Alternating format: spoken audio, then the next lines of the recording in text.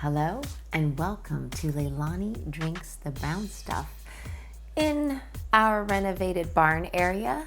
And I'm your host, Leilani. Thanks for joining me. Tonight I'm excited because I'm going back to Japan. So tonight we are getting into Kisoyama Yuhi Japanese blended whiskey. Now don't come for me. These words are going to be butchered tonight, but it's all out of love and respect. I'm going to do my best tonight, but there's going to be a lot of names that are going to be wrong. Just love me anyway. This whiskey is 80 proof. It's 40% ABV. And my man got it at the Bevmo. Now this whiskey is exclusively made for Bevmo. And every now and then they have this sale where it's a buy one, get one for 5 cents. That's when you guys go. You can get an $80 bottle, get another $80 bottle. Instead of 160, it's 80. So it's buy one, get one free, or 2 bottles for $40. That's within my price range. That's when I usually go. I did not get a chance to go, so I'm happy that my beast went. Now, this whiskey has been aged in like American oak and sherry casks. And, you know, I have to state, as I looked through the Bevmo website, looked up the distillery, looked up where it was produced from, they had no specific information on this particular expression, which was just weird. I couldn't find anything. So we're going to talk about the distillery and who it's produced by, because a lot of people are like, is it real Japanese whiskey? And I have to say, the Mars Distillery is in Japan. This is a product of Japan, and it is at the highest distillery in Japan. Now, their distillery is nestled in the Nagano Alps in a small village called Miyata. And that is at 798 meters, 2,625 feet, if you want to wrap your head around that. The bottle, the whiskey, is basically produced by the Hambo Shuzo Company. And the distilling happens at the Mars Shinshu Distillery. I'm trying so hard here, guys. I've had so much to memorize as far as my play. So I didn't spend as much time on these words and names. So the Hambo family has been like distilling spirits for over a century. And right around 1949 is when they decided to add whiskey to their plate and throw it into their mix of their distilled spirits. And they did that with the help of their advisor, icon, Mr. Kichiro, I don't know, Kaicharo? No, I think you had it. Kichiro, Mr. Kichiro Iwa, Iwe. One of those, maybe, might be close. Now, he also helped end up designing the pot stills that they use. And those are resembled and come off of the records that Masataka Takatsuru ended up leaving behind. Huge, beautiful story. And you know, you've heard some of this where Japan had sent in quite a few people to Scotland to learn how to make whiskey.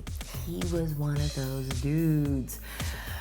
So they halted production with their whiskeys around 1994 because the Japanese palate wasn't into these whiskeys as much.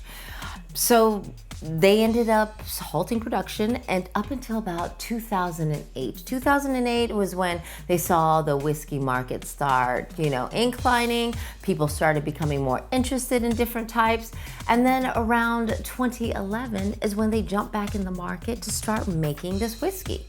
Now, I know a lot of people are like, but I haven't heard of Mars, and that's probably the reason why, because they halted production. So, when you think of Japanese whiskey, you hear Suntory or Nika, but Mars is around and they're in the mountains and they're getting that fresh mountain water, which I am very excited about. So let's try this whiskey.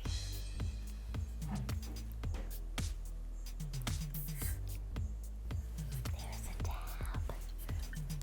Yay. All right. Such a cool emblem on the bottle and the way they say Mars on it. Let's do this.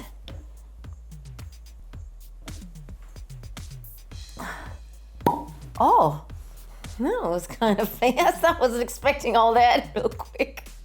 A short cork. That's why. I feel like you can definitely get some of the fruit forwardness in this whiskey. Probably from the sherry casks.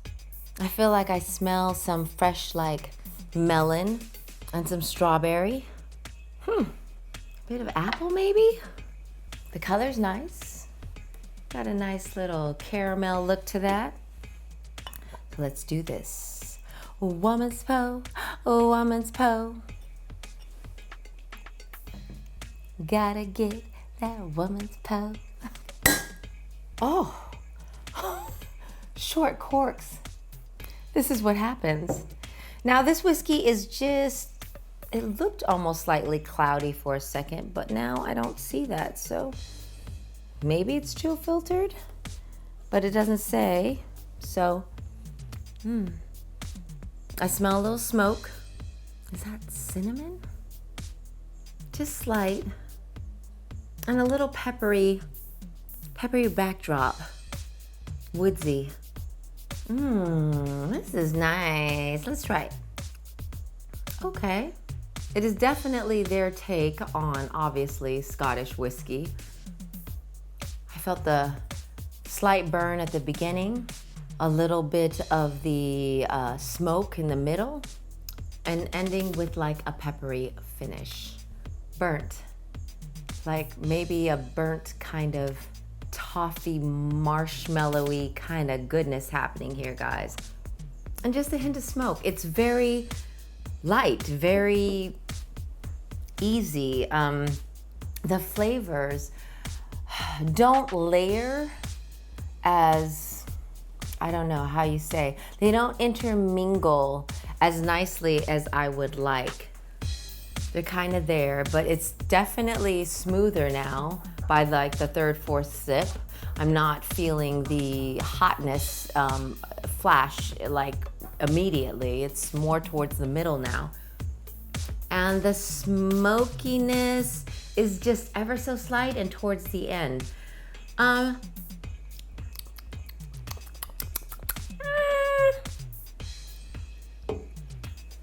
It's not rocking me, but it's not terrible. It's really a nice, smooth, different kind of take on a Scottish whiskey, because you can hit those kind of flavor profiles that a lot of Scottish whiskeys have, but there's nothing in it that's like, bam, boom, here I am, da-da-da-da-da-da-da. I don't feel any of that. So Leilani Drinks the Brown Stuff has to give this Kisoyama Yuhai Japanese blended whiskey 3 kisses. Mwah, mwah, mwah. It's a nice, easygoing drinking whiskey. It's nice to pull out. It's a cute little fun bottle. There's definitely some cool history to it. And to buy it for half the price, you can't go wrong.